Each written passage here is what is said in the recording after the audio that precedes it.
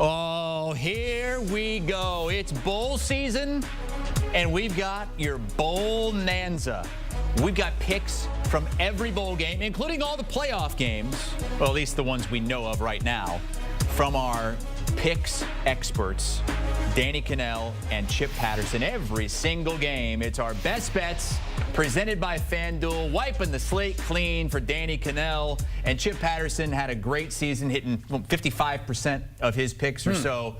We are going to start off in the college football playoff with a standalone game a week from Friday. It's Indiana at Notre Dame. This is the first on-campus game. It's an in-state matchup. And, Danny, it's a matchup between the only two teams playing in the first round with a singular loss. It is. I will feel better about this play as it gets closer and we get a little bit more beat on the weather, right? But these two teams clearly living in the state of Indiana, they'll be used to it. But I'm curious to know what impact it could have. Is it going to be potentially snowy, windy? How cold is it going to be?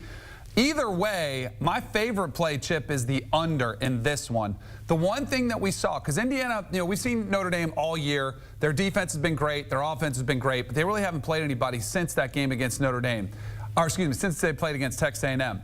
The one thing we did see from Indiana in their games against their bigger opponents that they had to go against, whether it was Michigan or in the loss to Ohio State, was their defense was the thing that shined. It wasn't necessarily their offense, which really struggled to move the ball against Ohio State's defense. I think you could see similar struggles for Indiana against Notre Dame's defense, but I do think this is where Indiana's defense will provide some problems for Notre Dame's offense as well. Riley Leonard, I think, is going to have to throw the football more than maybe he has at any point this season, because I do think Indiana will be a challenge for them to move the ball up and down the field against. With all that being said, I like the under as my favorite play in this game. Wait, hang on a second, because we picked the bracket with you earlier in the week. Yeah. You have Indiana winning this game. I do. Don't you want the points? Is this best bets or is this Danny's leans? Well, I mean, I don't want to just if you think Indiana's going to win, I'll put my money on it, but I don't want to put our listeners' money on it unless I feel just great about it. Because I like Indiana. The other thing is I really like Kirk Zanetti. I get my feelings involved. This is all business right here. We are trying to get all of our money back from the regular season following you and your picks. Exactly. By the way, I looked up the weather, Chip. High of 38, low of 24. This is a night game, so it's probably going to dip down into the 20s during the game. Looking about 10 days out from where we are right now. First of all, there's no lean with Indiana in the points. I love Indiana in the points, and I also love being on the opposite side of DK here because I'm on the over. I look at the way this game is going to play out, and I really think that Indiana's path to keeping this game close is not going to be a low-scoring, ball control type grinder. I think that favors Notre Dame. I think where we might see Indiana have some advantage is going to be Curtis Rourke trying to pick apart this Notre Dame pass defense in the same way that we saw Notre Dame's pass defense really tested by USC.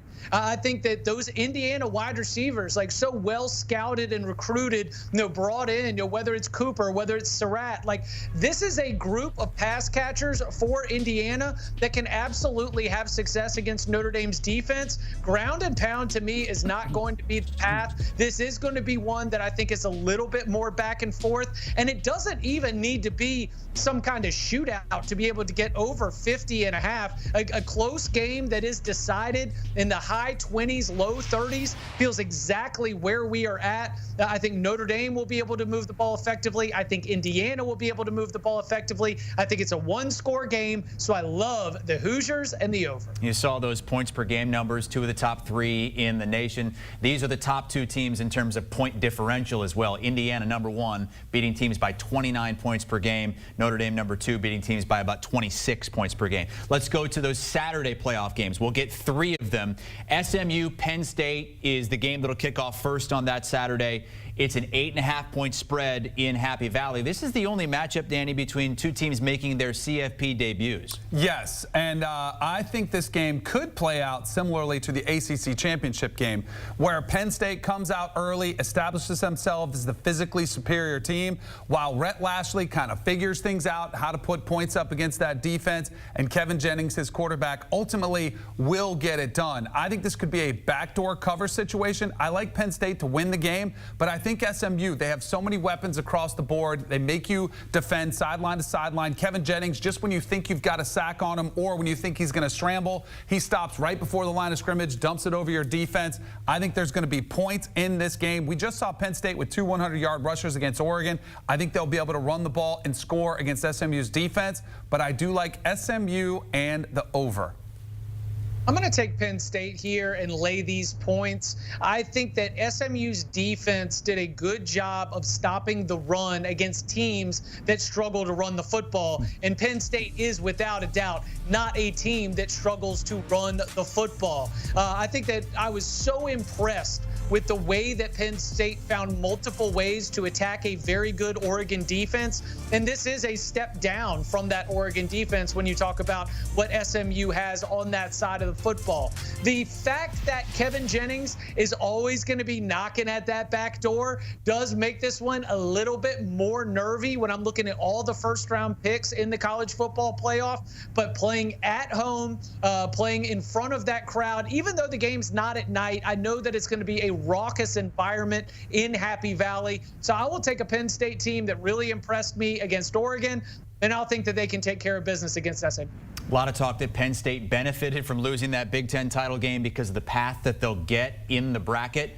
Sportsline says the most likely matchup in the championship game is Penn State versus Texas. And Texas is the heaviest favorite of the first round at home against Clemson. They are laying 11.5, Danny. What do our numbers people know in that office? They don't know what I know, and that's that Clemson has all the vibes, Chip. This to me is very much a vibes play. I actually like Clemson to pull out the outright upset here. Wow. You've got Dabo Swinney, us against the rest of y'all. That's what he's playing against. I mean, this fits perfectly into his narrative. We saw it leading into the ACC championship. Wouldn't it be something if we were the only team or the first team that went undefeated to win at 15-0 in the playoff era? If we could be the first team that went 9-3 in the regular season to win a national championship. I don't have them going all the way, but I think they are playing with house money. I think Texas has a lot more pressure on their shoulders.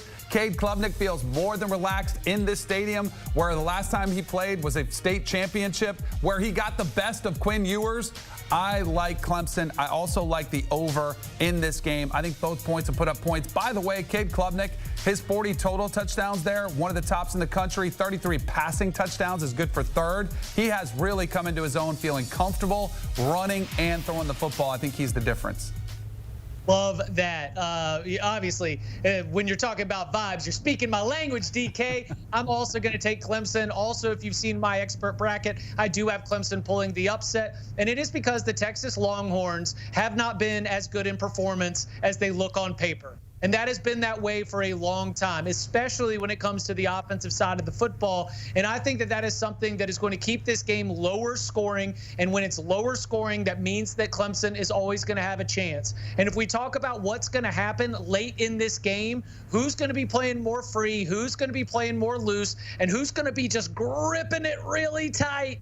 Because when I think about this Texas Longhorns team that, again, just hasn't been as good offensively as they have been defensively throughout the entire season, and that's where I think Clemson has its angle to cover the spread and, yes, even pull off this upset. So I'm also going to throw the under on, a little 2-for-1 special, but the Clemson Tigers plus the points is my absolute favorite play of the first round because, again, I do think that they go into that stadium and come out with the victory. Wow, you both think Clemson's going to win this thing outright as an 11.5-point dog. Wouldn't that be something? Oh, little old Roy bus, right? Yep. Little old Roy, rest of y'all bus. Let's go to Tennessee at the Horseshoe against Ohio State. And the reason why we loved, or a lot of us anyway, love this new college football playoff format is for things like this. Chip, Tennessee has never played in a Big Ten venue before. It's never happened. It's going to happen at the Horseshoe in the first round.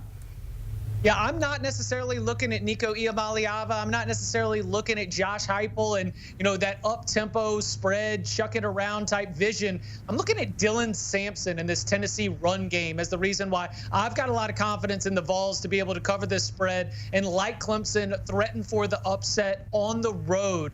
When we saw Ohio State's defense go up against Purdue, go up against Northwestern, man, they bottle up those run games. But Ohio State, when it went up against Michigan, it kind of found a lot of success running the football. Oregon, had a lot of success running the football. And to me, this seems like a place where that group is really going to get tested. And I think that Dylan Sampson is the kind of back, and this Tennessee ground game is the type of group that can be able to just take the air out of that place. And we sometimes have discussed here in this venue a home field disadvantage.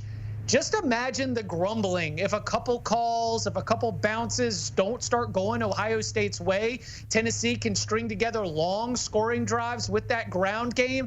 I just really like Tennessee's spot. Very similar to Texas. I think the home team is playing a little tighter, and I think the road team is playing a little looser. And so that's why I'm backing the Vols in this spot. Oh, Chip, there's one thing that you are forgetting in this one. If this was maybe a noon kickoff in September and it was sunny skies and 75 degrees, I maybe could buy in it. But I have visions of those Tennessee specialists, the running backs and receivers, complaining, our bench heater is not working. Our little heated bench is not working when they were playing against Georgia and it was 55 degrees. They are going to be freezing 8 o'clock prime time in Ohio, another cold weather game. I think Ohio State exercises some of the demons that they had against Michigan. I think this team desperately wants to get back on the field, although I am worried, much to your point, if they go 3 and out, maybe twice, or Will Howard throws an early interception, yikes, look out. I think a fast start is critical for them, but I do think their defense will be able to get the most of Nico and that run game. Dylan Sampson is one of the better backs in the SEC, but I think they'll load up, challenge him. Nico has not been the same on the road as he's been at home, so I'll go ahead and back the Buckeyes here in a lower scoring game. I also like the under in this one, because that's the one thing James Pierce and this Tennessee defense, I don't think Ohio State and all those super weapons he's got on the outside are going to be rolling up and down the field either. But I do think Ohio State covers, and it's a lower scoring game. According to our research team, 1990 was the last time Ohio State lost back-to-back games at home. If they do that this time, Ryan Day, he might be out by the post-game press conference.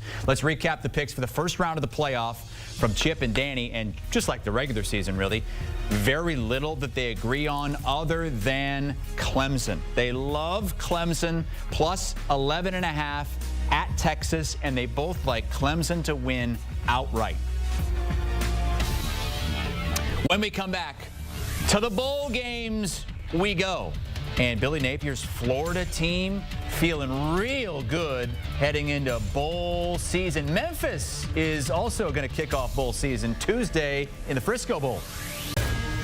CBS Sports HQ Bowl-nanza. We're going to pick every bowl game against the spread. Here are some of the notable earlier bowl games, with the first bowl game actually happening Saturday, December the 14th. That's a game that we'll get a pick for in just a little bit, but we're going to start with that game between number 25 Memphis and West Virginia. It's the Frisco Bowl, Frisco, Texas. It's on Tuesday. Memphis is a slight favorite here. Danny, West Virginia fired Neil Brown, their head coach. They're going with an interim here. They are. And, you know, this is interesting because sometimes you have an interim coach. I almost think the current players play harder. We haven't heard the coaches, although I do think, you know, in the next 24 hours we could hear an announcement coming from West Virginia. But I also think the difference in the Big 12 and the American is pretty significant. Seth Hennigan has been really good for Memphis. He's a really good quarterback. But this one, I do think West Virginia will play enthusiastically for the new head coach that will be watching this closely. We'll see if it's somebody else that is just coming off the championship in Conference USA. But I do like West Virginia to cover here. And I mentioned Hennigan. I think he's going to be able to put up some points. So I do see a little bit of a higher scoring game. So I'll take the over in this one. Yeah, I'm just going to tackle that over, Danny. Based on what I've been able to tell as we're having this conversation, Hennigan will play in this game. And this is a Memphis team that just has not done a good job at being able to keep other teams out of the end zone. So even if we're going with an interim style situation, I'll tell you what every one of those West Virginia players likes to do, no matter who the coach is, and that's score touchdowns. And Memphis is very happy to be able to allow you to score touchdowns just to get their offense back out there on the field. So give me the over in this one. Memphis was great in their home stadium at the Liberty Bowl in a bowl game last season against Iowa State out of the Big 12. I just had to throw that out there just in case somebody's watching on HQ or YouTube, Danny, and they're saying, hey, we can beat those Big 12 guys. Let's go to Danny's bowl, The Boca Bowl. Yeah. Right down Backyard. the street from Danny's house. It's Western Kentucky. It's James Madison. And the Dukes have the best turnover margin in the country. They do. And I was fired up because Alonzo Barnett III has been awesome. 26 touchdowns, 4 interceptions. But it looks like Billy Atkins is going to get the call in the game due to an injury in that double overtime finale they had to finish the season. Nonetheless, I still think there's continuity, consistency. I'll back the Dukes in this one. Lay the points with JMU. Yeah, Western Kentucky's seen a lot of transfer portal exits here that are going to make me a little bit concerned about the drop-off that you have. And I'm just so impressed with what Bob Chesney has done with this JMU team. You lose Kurt Cignetti. You lose most of the coaching staff. You lose more than a dozen players that helped lead JMU to that very successful season last year. And yet you go into Chapel Hill, you put 70 on North Carolina. You are right there in the mix of the Sun Belt title race, just finishing a game or two out of winning the Sun Belt East Division. So I do think that the Dukes show up very much ready to go with it, with a roster that is a little bit closer to what they had during the season. I will take JMU and I will lay this big number. From Boca all the way out to Inglewood, SoFi Stadium, it's the LA Bowl, Danny, and almost a pick 'em here. Cal is a 1.5-point favorite against number 24 UNLV. Of course, they lost their coach. Barry Odom is going to Purdue, but Cal's without their quarterback. Exactly. Fernando Mendoza in the portal. I'll go ahead and back Cal here. In a large part, you know, we're talking about interim coaches before, playing up for your interim coach. UNLV had a special coach in Barry Odom. If you look down a list of the seasons that UNLV historically has had, they have never seen success like Barry Odom brought to them. I think he maximized the potential. I'm going to go ahead and lean on Cal, a little bit more veteran, a little bit more experience, playing in the ACC this year, had some nice wins, including a road win against Auburn. I think the physicality will get to UNLV, so I'll go ahead and back Cal. Yeah, Cal's kind of a funny team this year. You go back and they were right there against Miami. They were a 2-point loss to Pitt, 1-point loss to NC State, 1-score loss to Syracuse. You know, they are the kind of team that when we go into 2025, you're going to just wonder if the ball bounces a little bit of a different direction. Is this maybe an 8-win team? Is this maybe a team that could take a big step forward? Maybe look for this bowl game against a UNLV team with talent, but as we've discussed, an interim coach, as Justin Wilcox looking as an opportunity to springboard the Bears into 2025. Bowl games are always tougher to pick. Back in the day, it was, which team wants to be there, and now it's like who's actually there. You guys had to do a lot of research here. Talk about Cal not having their quarterback. In the Gasparilla Bowl, Tulane doesn't have theirs, and they're going up against a Florida team that's won 3 straight and really feeling good about the direction things are going with Billy Napier, at least as it pertains to the 3 months ago. You go back then, it just seems like Napier's done. Yeah. And they're 12.5-point favorites, Danny. Yeah, and Darian Mensah, you mentioned the quarterback. He was at a Duke basketball game last night, and it looks like apparently that might be where he ends up playing football next season. I'm going to go ahead and back the Gators here, Chip. This is a spot where the last few years, some of these bowl performances by the Florida Gators have been laughable. I go back to a loss against UCF. Remember the field goal that they scored? I think it was Oregon State they were playing, and they had to keep their streak of, scoreless games. They hadn't had one in forever, and they almost did, but they kicked the field goal. I think this is a different Florida team. DJ Lagway is the future. They finished the season strong as one of the hotter teams at the end of the year. I think they want to capitalize that. I do think they come in enthusiastically into this game, which will be overwhelming for Tulane. Even though I think they're excited about John Summerall staying, I still think the Florida Gators will be too much.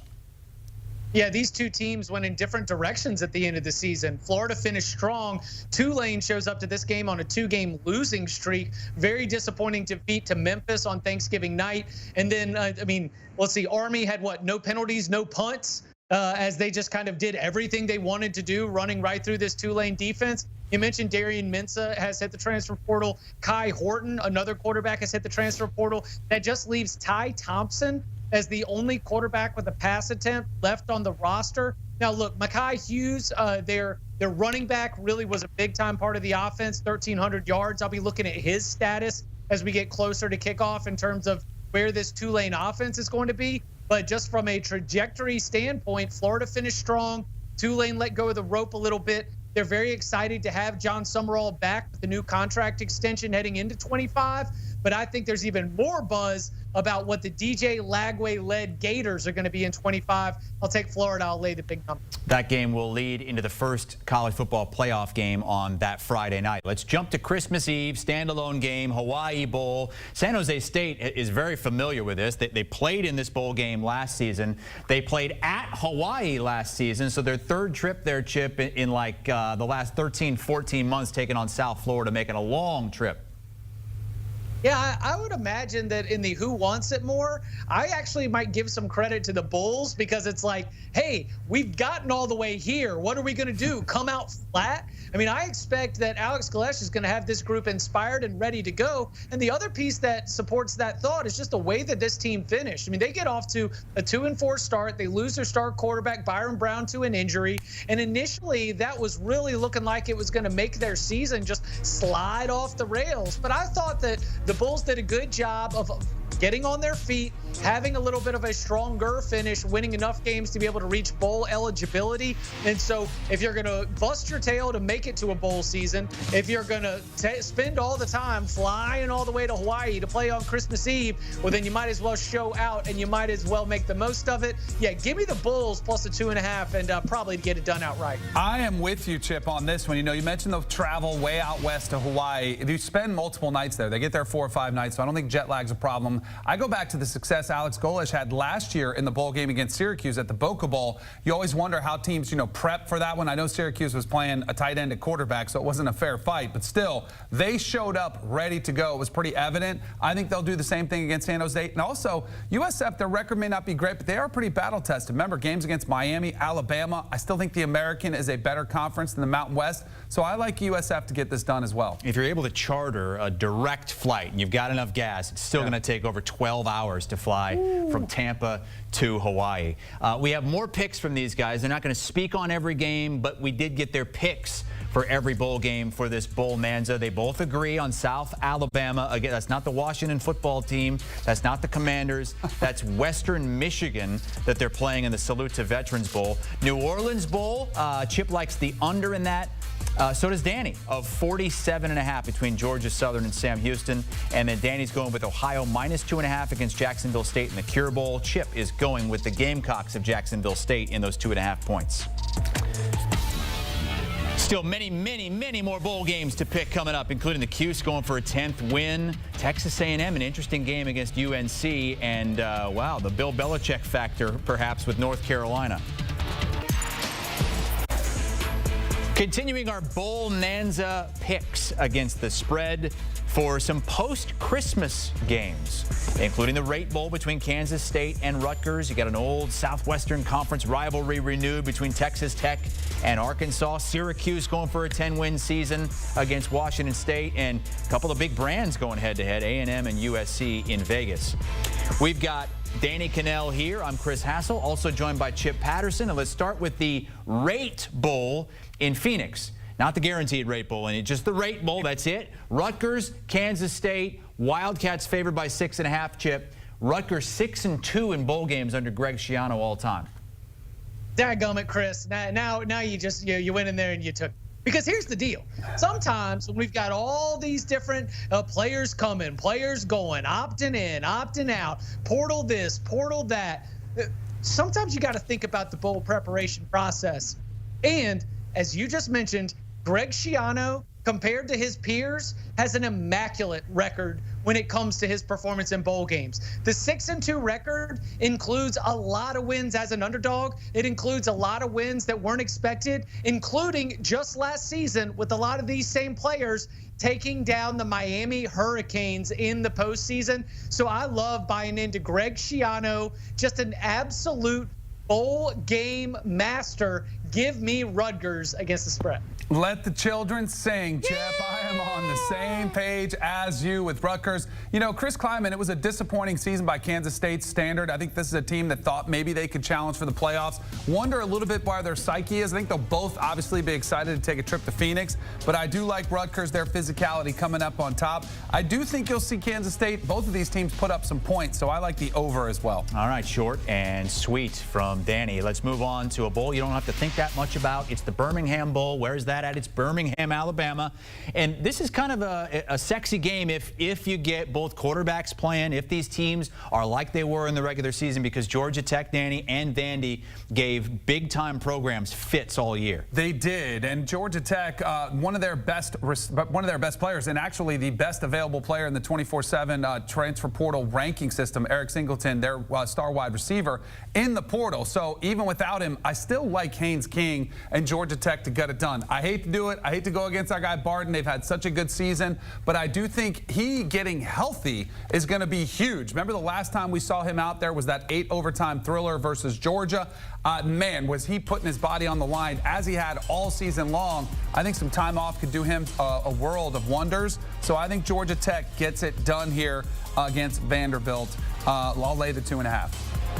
Sexy is the right word, because if what gets your juices flowing is excellent execution in misdirection offenses, well, this has got everything for you. And while I agree with you, the time off could be good for Haynes King, it could also be good for Diego Pavia, and it could be good for this Vanderbilt team as a whole that got a little bit banged up as it was reaching the end of the season. You've got to think that in terms of the motivation here for Clark Lee and the Commodores, they want to be able to capitalize on this. And I did think that while it is difficult, it is not difficult to know where the Birmingham Bowl is. It was difficult to choose a side, which is why I'm just never going to doubt Barton Simmons, the finest general manager in all of college football.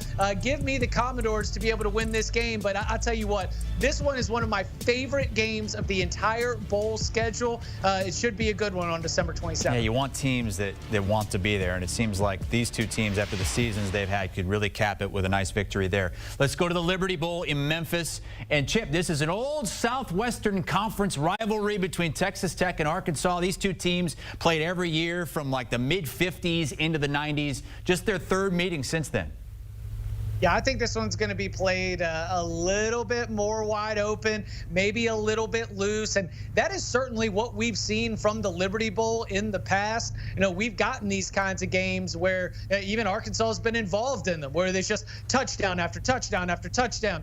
Texas Tech generally does lend itself to those kinds of ball games, and Arkansas as well has been known to give up a bunch of points in addition to scoring behind Bobby Petrino. So trying to choose a side with such a tight spread when I do expect the game is going to be higher scoring and a little bit sloppy, that's difficult. So when we've got sloppy and higher scoring, my best bet's the over. Oh, but we lost an offensive coordinator for Texas Tech, so I think that actually benefits Arkansas. We thought there might be a coaching change there with Sam Pittman. Instead, they recommit to him. I think his players love him. I think that's the difference. I like Taylon Green, like Bobby Petrino's development of him. I think Arkansas comes out on top, so I'll lay them with the Razorbacks. All right, let's head out to the Holiday Bowl, which is in San Diego. It's Syracuse and Washington State, that Snapdragon Stadium out there. Syracuse going for a 10th win. Danny, that would be just their second 10-win season in the last couple of decades. I saw a press conference with Fran Brown, and he was asked, is Kyle McCord going to play in the bowl game? Because there's expectation. Maybe he opts out, gets ready for the draft. And Fran Brown came back with an answer. He said, do you love football? Like, he was asking the reporter, do you love football? Because these guys love football. My players love to play football. So I think you're going to get a Syracuse team which has had a phenomenal season, quietly under the radar. 9-3 in Fran Brown's first year. Kyle McCord, one of the best quarterbacks in the country. I think they light it up. I think they light up the scoreboard. I will lay the 6.5. I think Washington State, clearly they've got an offense that puts up some points, even though there could be some changes on their offensive side of the ball. But I think this is a higher scoring affair, and I think Syracuse is the last one standing, so I'll lay them. Yeah, this could be a great quarterback matchup, Chip, if John Mateer plays for Washington State. But they lost their offensive coordinator to Oklahoma. Many thinking that Mateer is going to follow. It's December 11th. What's your gut say? Oh, I think that this is going to be a higher scoring game. Do I think John Mateer plays? Maybe. But you know what I think doesn't change? Is the mentality of this Washington State offense, because it really hasn't mattered under Jake Dickert whether it is Cam Ward or whether it is John Mateer. this is still a Cougars offense that goes out there looking to score points, looking to create explosive plays, whether it's with the pass game or with the run game, all based out of the quarterback position. And Syracuse's defense, while it has a lot of individual playmakers, I mean, you think back to just the Miami game, their last regular season performance, they did give up those 3 early touchdowns that allowed Miami to build that 21-0 lead. I could see something similar where the scoring goes dormant and then you get a flood of points. And ultimately, at the end of 60 minutes, we go over the total. All right, let's move to the Vegas Bowl, and you have a couple of big brands here, USC and Texas A&M. Danny, A&M was 1 win from the SEC championship game, 2 wins from the playoff, and you lose that game to Texas, and you're down in the Vegas Bowl. So who shows up? I think Texas A&M does. Their USC feels like they've lost almost their whole wide receiving room. I wonder where the pulse of USC is with Lincoln Riley. It's still, after year 1 with Mike Elko, I think it was about what you expected. They didn't overseed, they didn't underperform, but I do think they will show up wanting to finish the season strong, where USC is probably more an Italian evaluation spot. Miller Moss is already gone, and I know they already switched to Jaden Maeva anyway, but I think Texas A&M will be in a better spot mentally. I like what I've seen from Marcel Reed. I will back the Aggies in this one. I think Lincoln Riley learned something last year about how a good bowl performance can maybe ease some of the concerns going into the offseason. Maybe not all of them, and they definitely won't change the hard questions that we are going to have for Lincoln Riley at Big Ten Media Day next year when we start to preview the 2025 season, given all the changes that we have seen with that program. But I could see this being a spot where Lincoln gets back in his bag and finds ways to be able to create some explosive plays, even with the absence of a lot of their wide receivers. Jaden Maeva might not have 6 touchdowns like Miller Moss did, but Jaden Maeva showed us at the end of the season he is a good enough player in terms of being able to create those big plays that he can go out there in a bowl game type scenario with a good game plan and have a lot of success. So, it is the Holiday Bowl lesson where I expected USC to show up and be dead, and instead they were even better prepared than Louisville was. I could see something similar here. I'll take the Trojans and the points. Most bowl trips are warm weather trips, not the next one. It's the Fenway Bowl, so you know what that means. But this is fitting, Chip, because North Carolina is playing in New England for their bowl game with Bill Belichick. Perfect. I mean, likely becoming the head coach. Right? Yeah, it makes sense, huh? Yeah, I mean, you really might think we're in a simulation when you're dealing with this right here. And we'll get the hoodie on the sideline. He'll be pacing back and forth.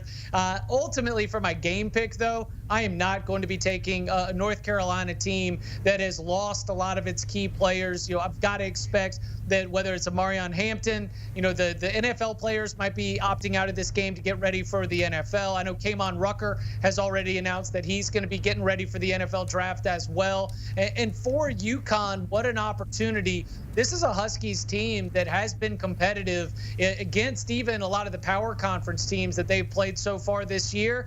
I expect them to be able to show up, be motivated, and be ready to go. Freddie Kitchens, the interim head coach for this game for the Tar Heels, really got his work cut out for him. Will there be a Bill Belichick bump that bleeds over into this bowl game?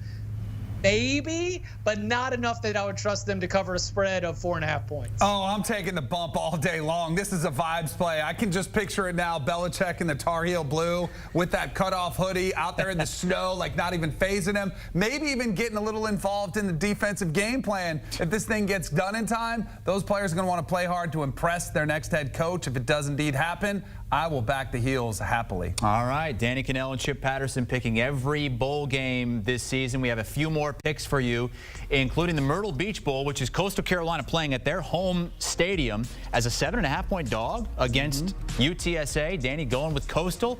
Chip likes the team total for UTSA over.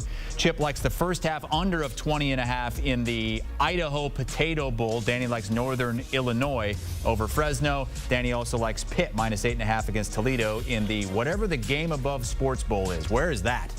Doesn't matter.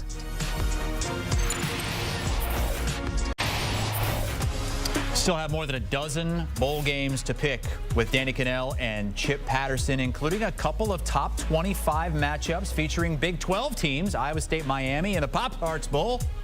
BYU Colorado in the Alamo Bowl, and they are playing in that because they didn't play in the regular season. Colorado still has one of those Pac-12 bowl tie-ins. So let's get to it, beginning with the Pinstripe Bowl, okay? So Nebraska, Danny, they hadn't gone to a bowl game in almost a decade. They stormed the field. They're so excited. And they get sent to the Bronx. Yes, they do.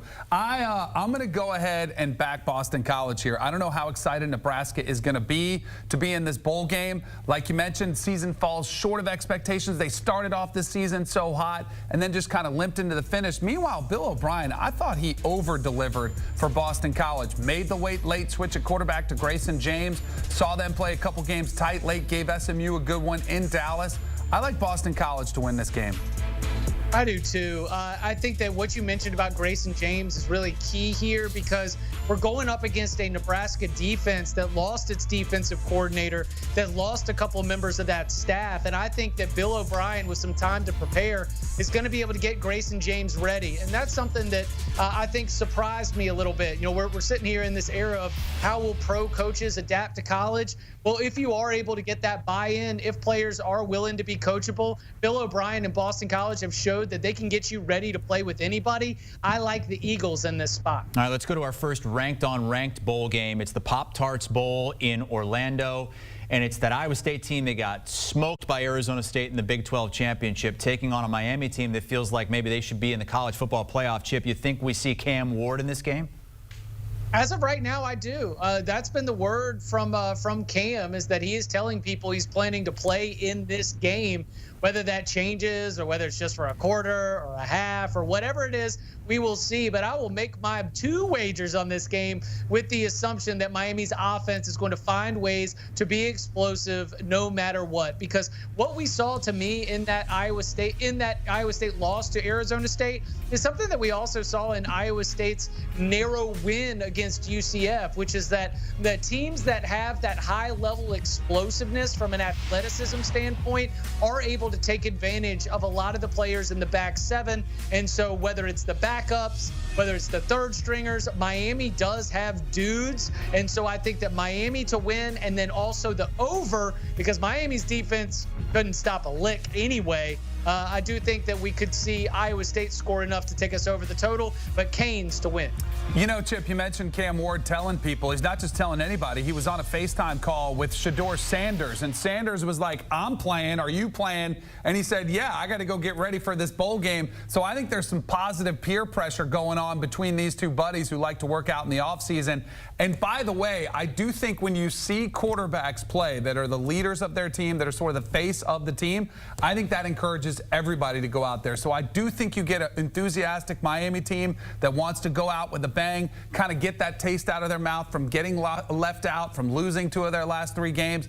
I like Iowa State too. I like this squad. I think they'll put up some points in this one, so I like the over as well with you. Iowa State already clinched their first 10-win season ever. They're not going to have many opt-outs, if any, as well. Rocco Becht will play. He said he's coming back next year, and Matt Campbell extended for another 8 years at Iowa State. Let's go to the Military Bowl, Annapolis, Maryland. It's North Carolina State and ECU. Weird coincidence here. These 2 teams are going to open up next season against one another. Ooh, then you don't want to show them too much, right? That's what you go with. I'll go with East Carolina in this one. I like Dave Dorn, but man, it was a season to be forgotten and put in the rear view after going 0 for 2 years in a row, hitting the portal hard for a quarterback. It didn't work out with Grayson McCall. Then you had to make a change there. I don't know how enthused NC State's going to be to play in this bowl game. Feels like they just want to get to next season. Meanwhile, East Carolina, I think this is a spot they might revel in this spot, playing in a state school where they might view NC State as a little bit more of a rival, and they could put this one as a feather in their cap. So I like East Carolina to cover. One of the finest memories in the last 40 years of ECU football is a bowl win against NC State. They are going to be dialed into trying to get this win. The thing that stands out to me is that when they promoted, or when they named Blake Harrell the interim coach after firing Mike Houston, the offense just finally took off. And some of that was also a change in quarterback to Caden Hauser, but I do think it was allowing that offense to really cook in a way that they weren't doing under Mike Houston. So we see Blake Harrell ends up getting named the full-time coach. And I think that it will be that offense that leads ECU to be able to definitely hang inside this number and maybe even win. So from motivation, from late season offensive success, there just seems to be a lot of things that are pointing the Pirates' way. So I will gladly take them to cover the 5.5. Let's go to a bowl game that could be the most interesting, just standalone bowl game. It's the Alamo Bowl.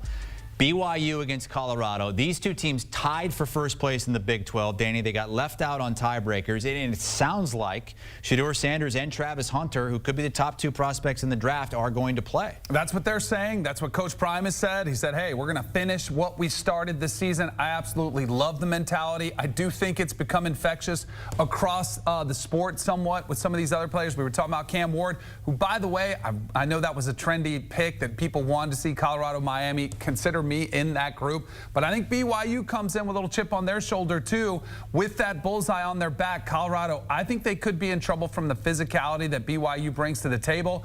I don't think Colorado will have trouble scoring, but I don't think BYU will either. I like a higher scoring affair, and I also like BYU.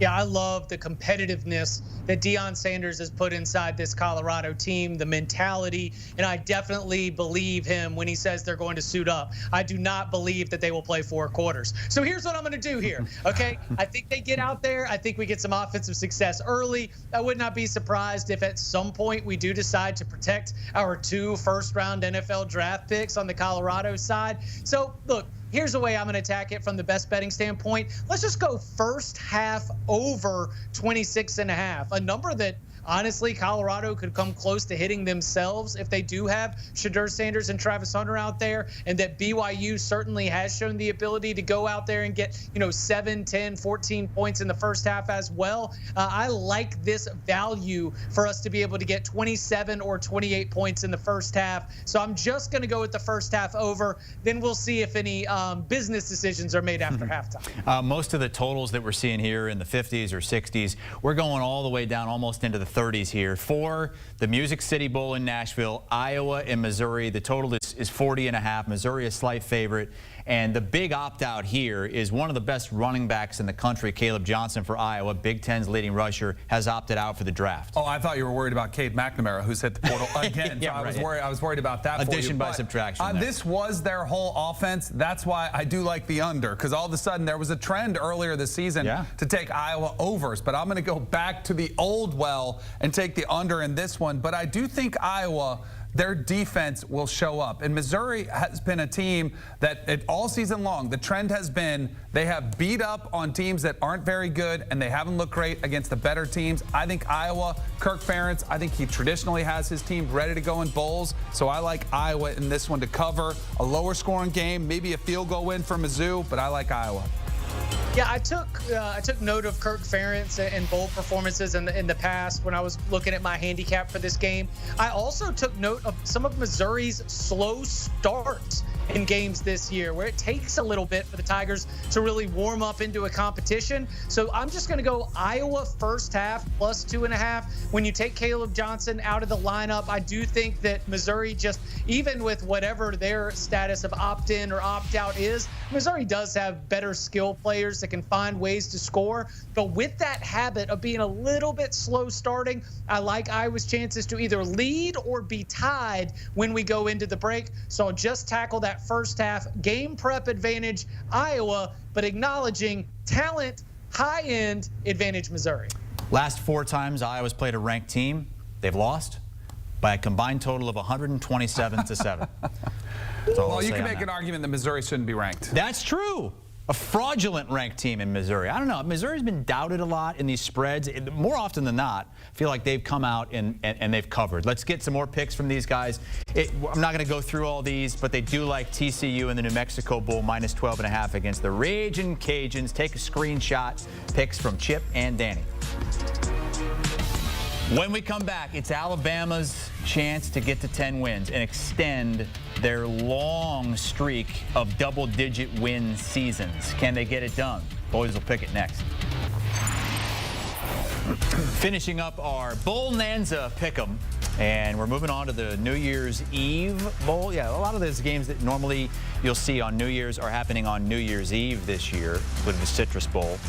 But we've got a bowl game on CBS, the Sun Bowl New Year's Eve, Louisville and Washington, a team that was in the College Football Playoff National Championship game a season ago. But we'll start with a really attractive brand matchup.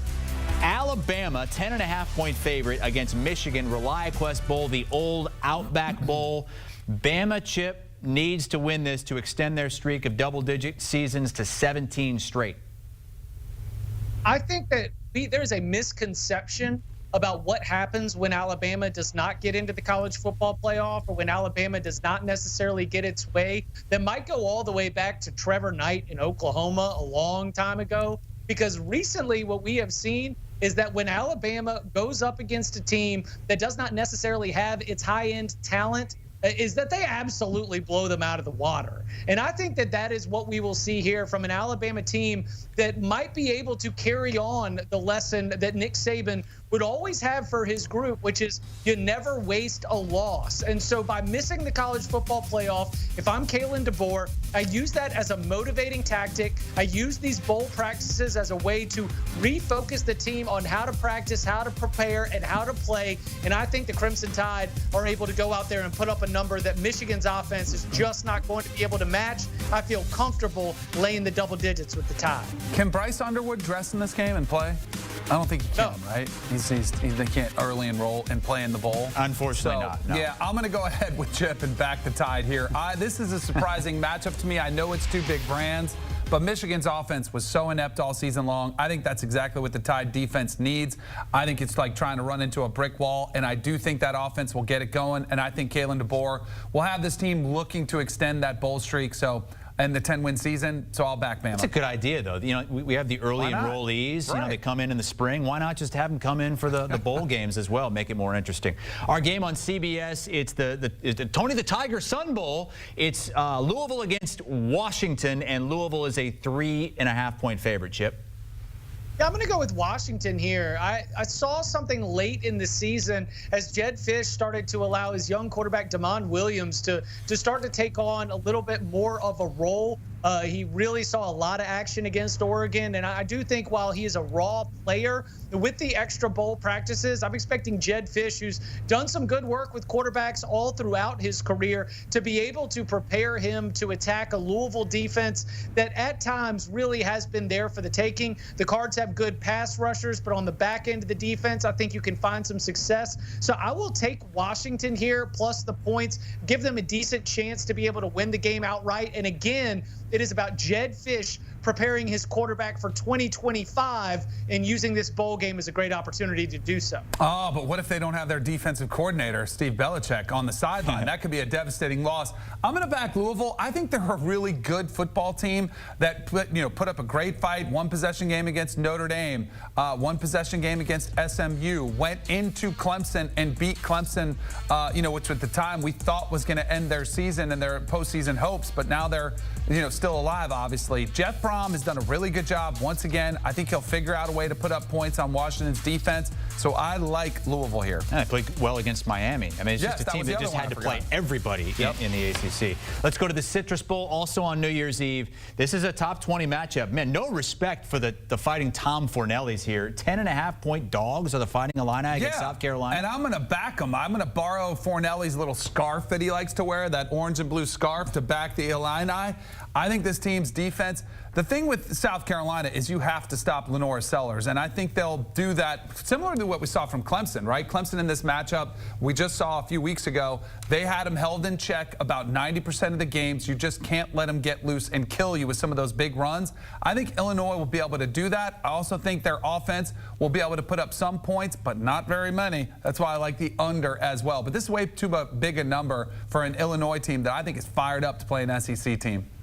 Threading that needle, DK. I mean, like, we're going to take Illinois, but then also go with the under. I think this is a low number when you've got two quarterbacks who've been able to orchestrate explosiveness at times. It's just like too much variance that we've got right here. Because, look, Lenora Sellers won a game 17-14 in the last game of the regular season, but we've also seen him be able to lead high scoring efforts as well. Luke Altmaier has kind of gotten lost before, stuck in the 20s, but he's also been able to go out there and score upwards of 30, 40 points. So at 47.5, that number just feels a little bit too low given the high end that we've got from both of these quarterbacks. So I'll just take the over. Those games on New Year's Eve because New Year's Day filled with the college football playoff quarterfinals. Let's jump to January 2nd, and that's the Gator Bowl. It's Duke and Ole Miss, and the biggest spread of any bowl game this season. It's 14.5, Danny. I have got a bunch of tweets here ready to go in my drafts that are going to troll Lane Kiffin should he lose this game, because he was taking shots at the ACC. Yes, he was. And boy, I hope Duke was paying attention. The only problem is I think Lane Kiffin's going to try to take it out on Duke. Any chance he has, he wants to try to run up the score to make the case. Malik Murphy, the quarterback, no longer at Duke. I think that could be a significant challenge. I think Ole Miss does have too much talent on that side of the ball. Earlier we saw him put up a bunch of points against Wake Forest. I think Duke rolls in, or excuse me, I think Ole Miss rolls in this game, so I'll take the Rebels.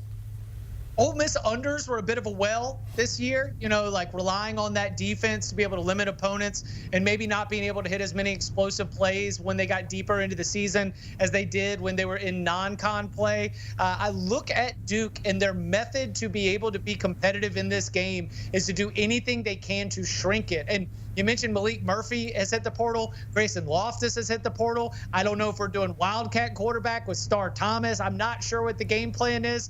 But I know that Manny Diaz, with the work that he's done with the Blue Devils this year, think about the SMU game. I mean, if they can just drag teams down into the sewer, they can give themselves a fighting chance. I don't think they're going to win, but I do think that Duke's game plan can be enough to lower the scoring. So I will go with the under in this one. Both teams 9-3. Lane Kiffin 4-0 as head coach at Ole Miss against ACC teams, winning by about 20 points a game. January 3rd. First Responder Bowl. We go from the biggest spread to the highest total. It's 67.5 for North Texas and Texas State. This is also a pretty big spread. I know G.J. Kinney has done a nice job at Texas State, but I'll go ahead and back North Texas here. I think both these teams, they can be really competitive. The shootout, as the point total shows there, that's too many points for me, so I'll back North Texas. I will go North Texas team total under. We've got Chandler Morris hitting the portal, so we're going to have a little bit of offensive question marks about whether they're going to be able to be as productive. Jordan McLeod, the Texas State quarterback, as we're having this discussion right now, no word if he's in or out specifically, but since he just transferred over from JMU and he was also at Arizona before that, I've got to think that this might be a bowl game that he is suiting up for. Not going to touch the Texas State side. I'll just say North Texas team total under. North Texas, second longest bowl losing streak. They've lost 6 straight bowl games. Let's get to a team that has the longest bowl winning streak, and that's the Minnesota Golden Gophers against Virginia Tech. The Mayo Bowl, Minnesota has won 7 straight bowl games. Make it 8 in this one. I can see PJ Fleck just wearing that Mayo bath after the game, which has become a tradition there. I like them to get it done. It wasn't that long ago they had Penn State on the ropes had it not been for James Franklin's, unbelievable play call with the fake punt. On the flip side, Virginia Tech, this is a team that with their schedule, the way it was unfolding, you thought this team could contend for an ACC championship. Instead, they fall well short of that. So I am a little bit worried about Brent Pry's squad. Where are they in this bowl? I'll back Minnesota and the Gophers here. Yeah, a win total for the Hokies of 7.5 or 8. They end up just 6-6. A bunch of players have hit the transfer portal already. Do not like the vibes around Virginia Tech. And as you both have mentioned, Minnesota excellent in bowl games recently. PJ Fleck 6-2 in bowl games. Give me the Golden Gophers to cover this number. You guys did it. You picked every bowl game and first-round college football playoff game against the spread. We have 4 more, Danny. Do you know who you picked in the Arizona Bowl, the Independence Bowl, the Texas Bowl, and the Bahamas Bowl? I can't even tell you who's playing in those games, let alone pick them. Oh, there we go. Good news for you. There they are. Our producer, Boney, wrote it all down, and our great graphics team has it together. Screenshot this. They do agree on Army minus 13.5 against Marshall, whose entire team might be in the portal going into the Independence Bowl. Those are your bowl picks against the spread from Danny Kanell and Chip Patterson. You can hear those guys on the Cover 3 podcast along with Tom Fornelli and Bud Elliott. Everything to get you ready for bowl season and the college football playoff.